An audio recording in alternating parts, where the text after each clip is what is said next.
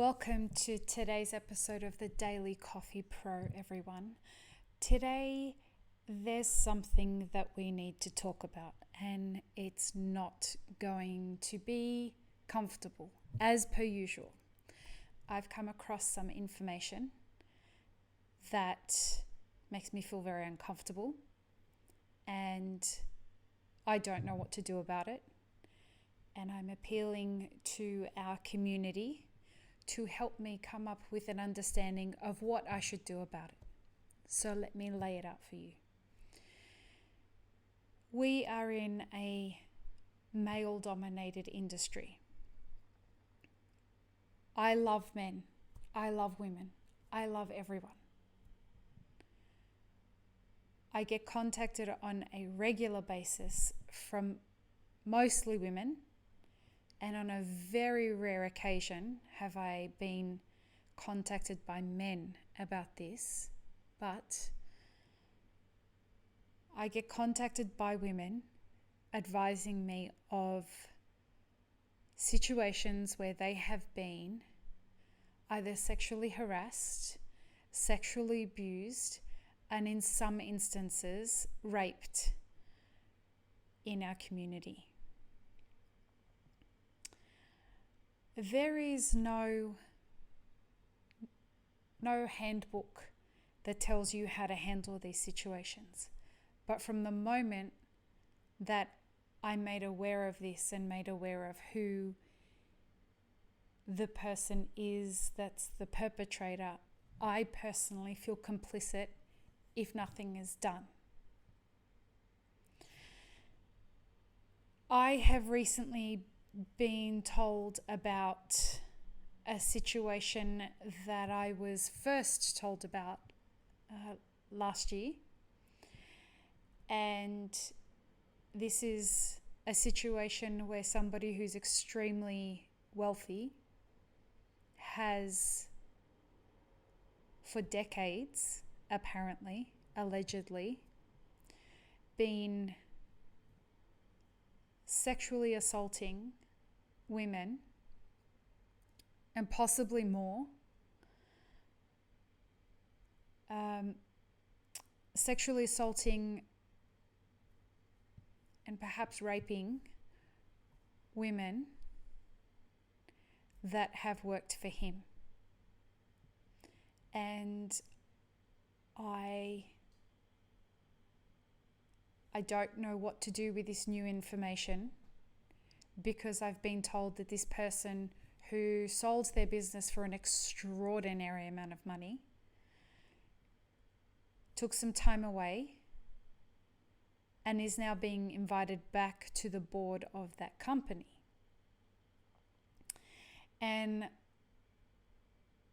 that concerns me because in some small way, these women who had told me about what had happened to them felt safer because he wasn't in the industry anymore. Now that he's coming back into the industry, I can only imagine how these women feel. And yesterday I was contacted by somebody telling me, I know that you've spoken about this. Are you aware of this other case that's happened? And of course, to me, it wasn't an other case. This is one of the cases that I've spoken about publicly on my podcast without naming the person involved.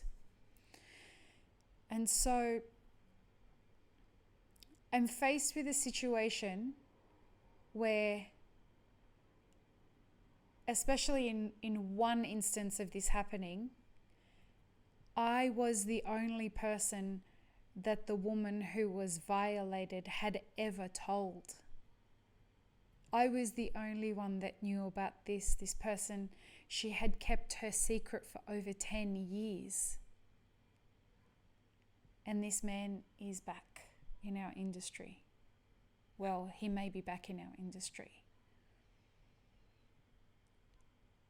And I don't know what to do.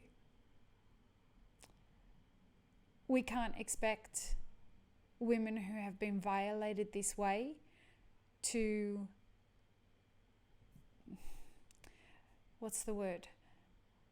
to confront their abuser by reporting it to the police. These are highly traumatic events. It's unreasonable to expect any of these women to speak up against their abuser in an industry that they want to have a long and prosperous career in. The stigma attached to reporting is off the charts, especially when it's someone who has this much financial power. I have personally been advised not to do this podcast. I've been advised to be careful because this person will likely bring a defamation lawsuit against me. I'm okay with that. I have a feeling that my community has my back. I have a feeling that none of us want to see this behavior perpetuated in our industry. I don't know what to do, but I want to do something. And I am calling out to you guys to help me by making some suggestions of what I might be able to do about this person and other people who seem to continuously reoffend in this way. We need to be keeping our people safe. And we're not. We know what happened with 4Barrel. That situation became systemic. And this apparently is a similar situation. It seems to be a well-known secret amongst the company that this man kept.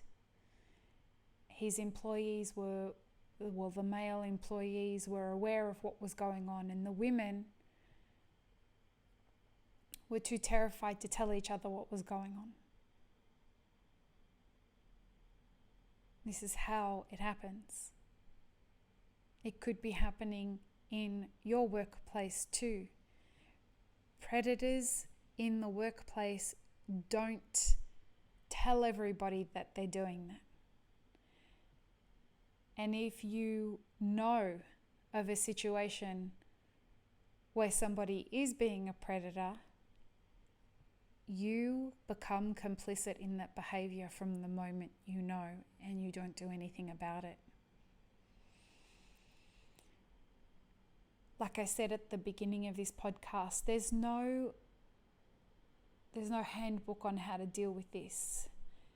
And in our Map It Forward workshops, we talk about the fact that each workplace has to get into a rhythm of having a conversation, starting conversations, first of all, with their teams, so that any secret predators that exist in that workplace know that this is not a place where their behavior is going to be tolerated. And the conversation itself will help weed out any unsuspecting predators. But conversations in different countries about sexual harassment are going to take very different tones. So a conversation here in the States is going to be very different from a conversation in Australia, which is going to be very different from a conversation in Saudi Arabia. Either way, if you're a cafe owner or you're a leader of any type, taking the very serious, difficult task of starting the conversation is your job, and it's very necessary. If you have any advice for me, if you have any suggestions for me on what I might do in this situation, I'd love you to send me an email, lee@mapitforward.org. Lee is spelt L-E-E. That email again, lee@mapitforward.org. And let me know what your thoughts are. You can also contact me through any of the socials. For myself, it's Lee Safar.